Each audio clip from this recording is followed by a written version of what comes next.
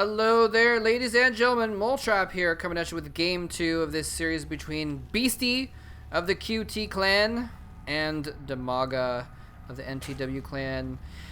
Wow. Game 1, wow.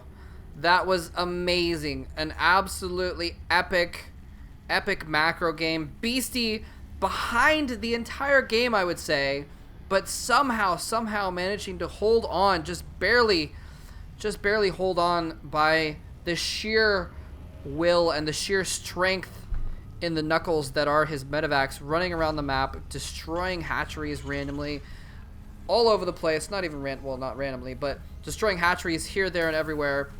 Absolutely epic holdout. Just could not stand up. Just could not shut down the hatcheries fast enough, though. DIMAGA's economy eventually ran away and joined the circus. And the circus, I don't know where I'm going with that one. Anyway, Drone Scout's going to come out by DIMAGA. Worried about a little bit of cheese. Might be worried about another 2 racks build. Wants to check ahead of time. Make sure he knows what's incoming.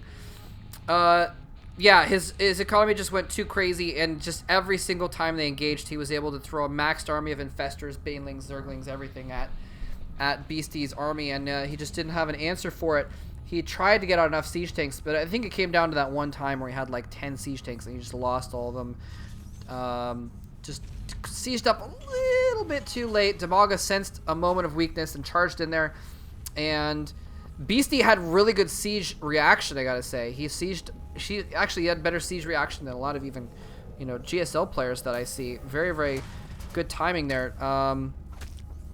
But it just wasn't enough, and he lost all these siege tanks and was behind from there on out because he didn't have the siege tanks quantity required to really deal with banelings in the number that he had. So DIMAGA takes game 1. This is game 2 on Xel Naga Caverns. Named so presumably because of these caverns in the middle here.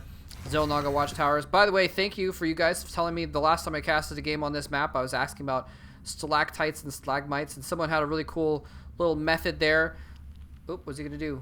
Is he gonna try and bunker or anything like that? He's got a couple marines. He's got a marine coming down, chasing this drone away. A second SCV as well to join up with this first so they can repair each other, and that'll be kind of cute. Anyway, here we go. 2 SCVs and a marine. He's gonna have to pull drones. I'll get more to stalagmites in a minute because drones are being pulled off here to try and deal with this. He's actually gonna set up 2 bunkers. That's actually kind of cool because then even... Ooh, he might even want to escape out and build another bunker here, so he's got a little wall for these drones, but he's not going to. He needs to be careful of those SCVs. Drones are attacking the SCVs. He's just trying to target down the SCVs with half his drones. The other half going after these marines. They're badly damaged. He's going to have to fall back. A good move there. The SCVs are almost dead. Just a few hit points left on each one, but the bunker completes. The bunker completes. Both the SCVs are dead, though, so he's forced to cancel one of them, but the other bunker completes at full hit points.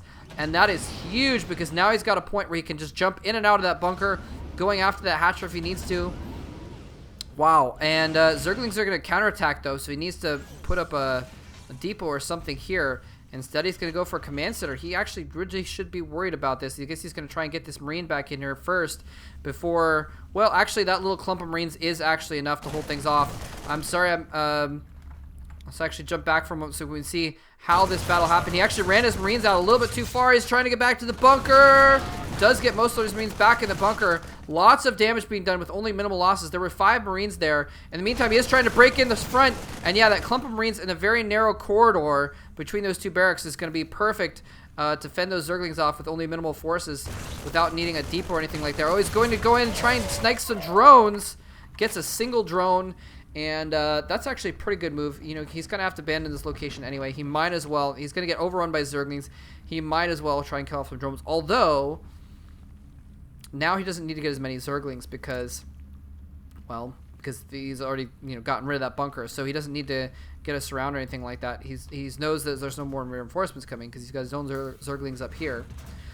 In any case, so as you can see, DIMAGA droning up again. He's got a couple creep tumors down as well. He's in pretty good shape right now. He's still behind in economy at this point, but he's not doing too badly. He's not doing too badly. A couple tech labs going down and 2 more barracks going down in the background. I was kind of hoping for some mech play, but I don't know. In any case, I guess it's never He might later on transition to the mech, but it looks like he's going to go for some strong bio play at the very least. Try and get his expansion up that way. And in any case, the second gas going up for DIMAGA. He's up to 25 drones. He's just producing lots and lots of drones, not really producing much of anything else. He's got a good amount of Zerglings over here. He might want to consider getting something soon, like a Baneling nest. He's getting gas, actually. Let's see if he gets speed. That he's got enough speed, money for speed. There we go. Metabolic boost being researched. So at least he's gonna have speedlings. And he's got a good clump of them out here, and they've got they've got this tower. So he's probably gonna be able to see any armies making their way down and be able to produce enough units. There we go. Baneling nest being put down. You kind of need something, because otherwise, you know, if they just have a bunch of racks and they just move out with a ton of Marines, and you only have, you know, 8 Zerglings, you're not going to hold it off. Even if you have a bunch of larvae saved up, it's going to be difficult to hold that off. Uh-oh, single Zergling trying to run in. No, denied. Does not get a scout. Wants to really see what kind of tech is going on here. Again, he saw a lot of mech play last time, so he doesn't know what's going on behind these Marines at this point. But in any case, stim and combat shields about to finish, and he's deciding not to go for any kind of a timing attack with those upgrades or anything like that. Just going to chill back at his base and let DIMAGA drone up, who is now producing a lot of Zerglings, actually. Tons of Zerglings being produced to coincide with the finishing of that speed upgrade. He's going to try and do some harassment here, I suppose. I don't know how effective this is going to be, because he's got a lot of Marines. Those guys, and they've got stim and combat shield now, so they're going to be very effective against the Zerglings. Here he comes. Yeah, so he spots it. He's moving out. Okay, that's what he needed to see. Mass Banelings being morphed over here. That is exactly what he needs against this. No upgrades, actually, no ground upgrades for DIMAGA, so those Marines are going to be able to do very, very well. He doesn't have +1 weapons yet, but he's, like I said, he has that stim. Here comes the Banelings coming in. He's going to try and surround with the Speedlings to keep them from getting away. And then run in with the Banelings. Oh no, he's going to surround them and slaughter the Marines. Absolute slaughter. He only needed a few of the Banelings actually to clear out kind of half that army, so that the rest of the Zerglings could afford to really do the major damage. Centrifugal hooks being upgraded here, and the animation on the Baneling nest is like one of the most disgusting things. It's like all twitchy. It's like a, you know, like a spider who's on crack or something like that, twitching its little legs. Or it's creepy. Anyway, more Banelings being morphed here. DIMAGA might just go for the kill here. It's going to be difficult to pull off. There's a couple bunkers. There's a couple Marauders here. He's got stim, but that is a lot of Banelings. He could easily take out those bunkers with just the Banelings he has. He's going to go for it. He might be able to finish the game right here. Speedlings coming in. He takes out one bunker. He's going to take out the other. Speedlings running in. It's just a few Marines there, but he might be able to clean up with reinforcements. Maybe just barely is able to hold things off. Doesn't even have to pull SCVs, actually. Beautiful defense by Beastie, and now he's actually a little bit ahead, because DIMAGA had cut a lot of drones. Well, he'd stopped making drones in order to produce, I don't want to say cut, because he's got mostly full saturation at his 2 bases. Actually, no, he doesn't. He needs to get more drones there. Does he have oversaturation here? Nope. I guess that's just where the lack is. Oh, because he's got a lot of drones on gas. Anyway, point being, he wasn't making drones. He was making Lings and Banelings, so he's behind in econ, and it looks like DIMAGA might go for another attack. He's kind of almost all in. Well, not all in, but he needs to do some major damage here, but he hasn't been able to get a lot of reinforcements up in this amount of time. Beastie falling back, splitting his forces really well. SCV's coming off the line to soak up some damage. Unfortunately, they soak up hits from Banelings, and oh, look at the concussive shells slowing that Baneling down as it slowly tried to roll its way into those SCVs and do more damage. That attack did even up the Harvester count, though, and look at this. Beastie's actually going to re-land this command center. That'd be funny if he even planetary fortressed it. That might be a good position to put a sort of defensive PF if he thinks that the enemy is still going to continue doing this. And he is producing more and more Zerglings. Only a few drones being mixed in here. Another round of Banelings and Zerglings moving in here. This command center is going to block, but won't really soak up much damage. He doesn't have any more bunkers, and all the Marines are going to die this time. Oh, the Zerglings may very well win this time. Oh, blows up on the SCVs as well.